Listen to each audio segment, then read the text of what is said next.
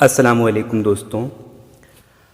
دوستوں میں نے کئی غیر مسلم لوگوں کے منہ سے سنا کہ موٹے طور پر اسلام کے نیم انہیں بہت پسند آتے ہیں،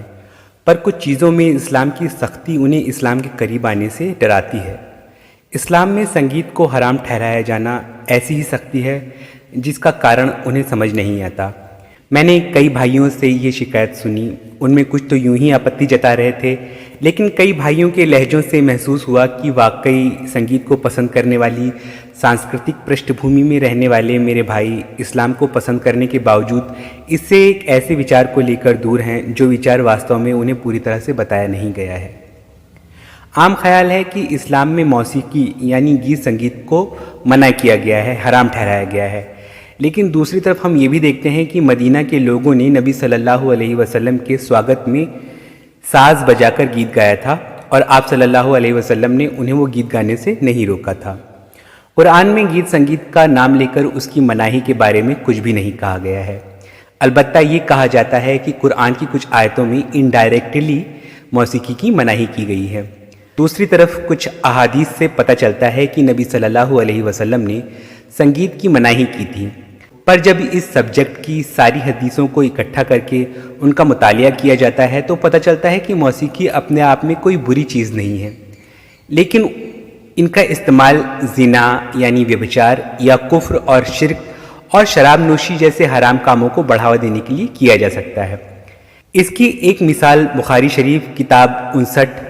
حدیث 340 میں درج روایت سے پتہ چلتی ہے کہ اس دور میں گانے بجانے کی محفلوں میں شراب پلائی جاتی تھی اور گانے والی لوگوں کو اپنے گیتوں سے اتیجت کرنے کا کام کیا کرتی تھیں۔ تو نبی صلی اللہ علیہ وسلم نے ان موقعوں پر جہاں موسیقی کا استعمال حرام کاموں کو بڑھوتری دینے کے لیے کیا جا رہا تھا، ان موقعوں پر موسیقی پر کمنٹ کیا، پر دوسرے موقع جہاں انسان صرف آنند لینے کے لیے یا خوشی ظاہر کرنے کے لیے ایسے گیت سنگیت کا آیوجن کر رہا تھا جس میں کفر یا حرام چیزوں کو بڑھاوا دینے والی کوئی بات نہ تھی، وہاں آپ صلی اللہ علیہ وسلم نے نہ صرف سنگیت کی اجازت دی بلکہ اپنی طرف سے صلاح بھی دی کہ ایسے موقعوں پر جو گیت سنگیت پسند کرتے ہیں وہ لوگ سنگیت سن لیں۔ بخاری شریف کتاب 59 حدیث 336 پر الرابی بنت معوذ رضی اللہ عنہا روایت کرتی ہیں، وہ فرماتی ہیں کہ میری شادی والے دن میرے گھر میں کچھ گانے والی لڑکیاں جنگ بدر کے شہیدوں کے سمان میں ڈفلی پر گیت گا رہی تھیں۔ تبھی آپ صلی اللہ علیہ وسلم تشریف لائے، انہیں دیکھ کر ایک گانے والی گانے لگی کہ ہمارے بیچ وہ پیغمبر ہیں جو جانتے ہیں کہ مستقبل میں کیا ہونے والا ہے۔ اس پر نبی صلی اللہ علیہ وسلم نے گانے والی کو روکا اور فرمایا، یہ نہ کہو بلکہ وہی کہو جو پہلے گا رہی تھیں۔ اس حدیث میں نبی صلی اللہ علیہ وسلم نے گانے والیوں سے کہا کہ پہلے جو گا رہی تھی وہی گاؤ، یعنی آپ صلی اللہ علیہ وسلم نے نعت اور حمد سے الگ بھی کسی گیت کو گانے کی اجازت دی ہے، بشرطے اس میں صاف ستھری شاعری ہو اور گناہ کی طرف اکسانے والی کوئی بات نہ ہو، شرک والی یا کفر والی کوئی بات نہ ہو۔ صحیح بخاری کتاب 62 حدیث 92 میں نبی صلی اللہ علیہ وسلم نے حضرت عائشہ رضی اللہ عنہا کو بارات کے ساتھ کسی امیوزمنٹ کو بھیجنے کی صلاح اپنی طرف سے دی ہے۔ وہ فرماتے ہیں کہ انصار من لبھاون کلا کو پسند کرتے ہیں تو بارات کے ساتھ اسے بھیجا جاتا۔ ابن ماجہ کتاب 9 حدیث 56 میں یہ حدیث زیادہ وستار میں آئی ہے، وہاں پتہ چلتا ہے کہ نبی صلی اللہ علیہ وسلم خاص گانے والوں کو بھیجنے کی صلاح یہاں دے رہے ہیں۔ کچھ احادیث سے پتہ چلتا ہے کہ نبی صلی اللہ علیہ وسلم نے کچھ سازوں کو شیطان کے ساز کہہ کر ان سے دور رہنے کا حکم دیا تھا۔ ان حدیثوں کو دھیان میں رکھتے ہوئے مسلمانوں نے سنگیت کو لے کر یہ رویہ اپنایا کہ گیت کے ساتھ کوئی ساز ملایا جانا گناہ ہے، پاپ ہے۔ لیکن بخاری اور مسلم سے پتہ چلتا ہے کہ مدینہ میں ایک عید کے دن ماں عائشہ رضی اللہ عنہا کے گھر میں 2 انصار لڑکیاں بوآت کی جنگ کا گیت گا رہی تھیں اور کوئی ساز بجا رہی تھیں۔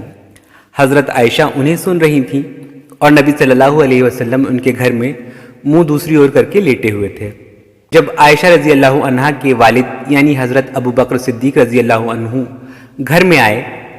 تو غصہ کرتے ہوئے کہنے لگے کہ نبی صلی اللہ علیہ وسلم کے گھر میں یہ شیطان کا ساز کیوں بجایا جا رہا ہے؟ تب نبی صلی اللہ علیہ وسلم نے حضرت ابو بکر رضی اللہ عنہ کو روکا اور ان لڑکیوں کو گانے بجانے دیا۔ پھر اس دن حبشی لوگ ڈھال اور بھالوں کے ساتھ نرتیہ اور کرتب دکھانے کا کھیل کرتے تھے۔ نبی صلی اللہ علیہ وسلم نے حضرت عائشہ رضی اللہ عنہا کو ان کی اچھا پر یہ کرتب بھی ان کا دل بھر جانے تک دکھائے، اور کرتب دکھانے والوں کا اتساہ بھی یہ کہہ کر بڑھاتے رہے کہ او بنی افریدہ لگے رہو۔ یہ حدیث آپ کو صحیح بخاری کتاب 15 حدیث نمبر 70 پر مل جائے گی۔ یہاں دھیان دیجیے، حضرت ابوبکر رضی اللہ عنہ نے اس ساز کو شیطان کا ساز کہا، یعنی یہ وہی ساز تھا جس کی مناہی کے حکم کی حدیث دوسری جگہوں پر آئی ہے، اور حضرت ابوبکر رضی اللہ عنہ نے نبی صلی اللہ علیہ وسلم کو سنا ہوگا اس ساز کو شیطانی ساز فرماتے۔ لیکن یہاں اس حدیث میں نبی صلی اللہ علیہ وسلم نے اس ساز کو بجانے سے نہ خود ان لڑکیوں کو روکا، نہ حضرت ابوبکر رضی اللہ عنہ کو روکنے دیا، بلکہ یہ کہا کہ رہنے دیجئے حضرت ابوبکر، انہیں گانے بجانے دیجئے، کیونکہ آج تیوہار کا دن ہے۔ ظاہر ہے وہ ساز خود میں کوئی حرام چیز نہیں تھے، ورنہ اسلام تیوہار کے دن میں کسی حرام کام کو کرنے کی اجازت آپ کو دیتا ہو، ایسا کوئی ایگزامپل نہیں ہے۔ یعنی اس حدیث سے ثابت ہوتا ہے کہ کوئی بھی ساز بجانا یا گیت کے ساتھ سنگت کرنا اسلام میں پوری طرح منع نہیں کیا گیا ہے۔ پھر دوسری روایتوں میں ان سازوں کی مناہی کے حکم کے پیچھے کیا وجہ ہو سکتی ہے؟ اصل میں حدیث اسٹڈی میں اکثر یہ بات ملتی ہے کہ کئی حدیثوں میں کنہی چیزوں سے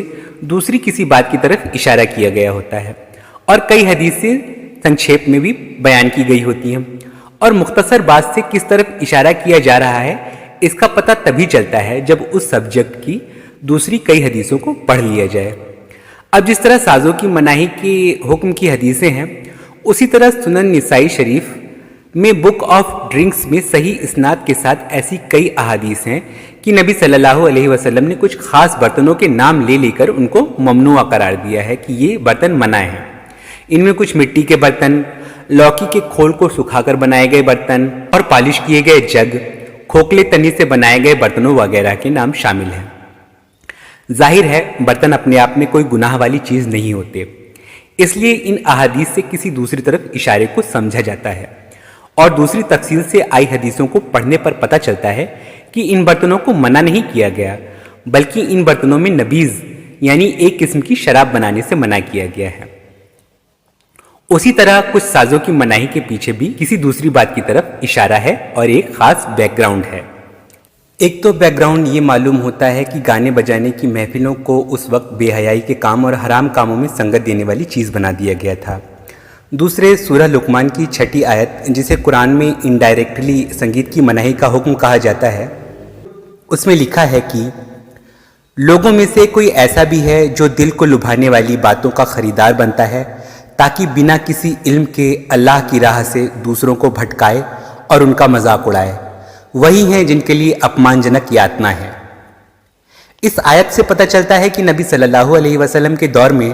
جب مسلم کہیں اللہ کا ذکر کر رہے ہوتے تھے یا عبادت کر رہے ہوتے تھے، تب وہاں اسلام ویرودھی لوگ مسلموں کا دھیان بھٹکانے کے لیے کچھ کھیل تماشے کرنے لگتے تھے اور ساز بجانے لگتے تھے تاکہ مسلمان اللہ کا ذکر نہ کر پائیں، اور جو لوگ اللہ کے ذکر کو سن رہے ہیں وہ کھیل تماشوں سے آکرشت ہو کر مسلمانوں کے پاس سے اٹھ کر کھیل تماشوں کے پاس آ جائیں۔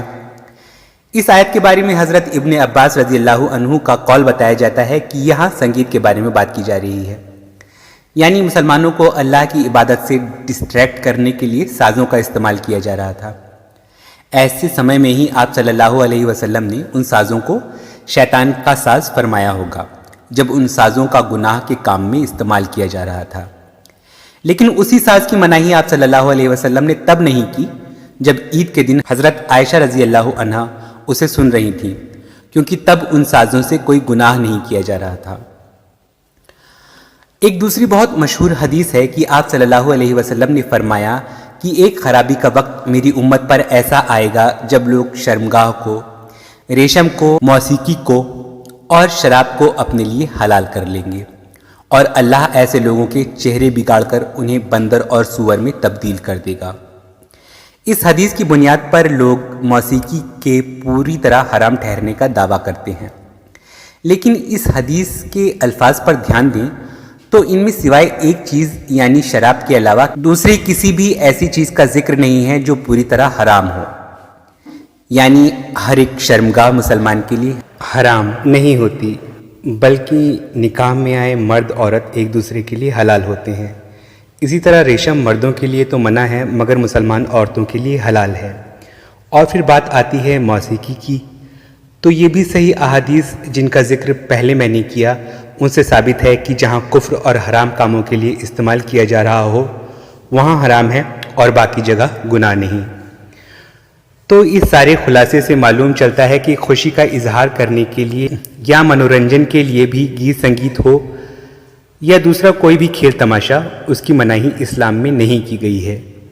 جب تک کہ اس میں کسی کفر یا ظلم یا شراب پینے اور زنا یا دوسرے کسی گناہ پر ابھارنے والی باتیں شامل نہ ہوں۔ اور ایسی گناہ پر ابھارنے والی باتیں گیت سنگیت کے علاوہ بھی جس کھیل تماشے میں ہوں گی ہر وہ کھیل تماشا گناہ ہوگا۔ اسی لیے قرآن میں اسپیشلی گیت سنگیت کا نام لے کر نہیں بلکہ اللہ کی راہ سے بھٹکانے کے لیے استعمال کیے جانے والے کسی بھی طرح کے کھیل تماشوں کا آیوجن کرنے والوں پر بد دعا کی گئی ہے۔ امید ہے آپ کو معاملہ سمجھ میں آیا ہوگا، میں سمجھا سکا ہوں گا۔ شکریہ۔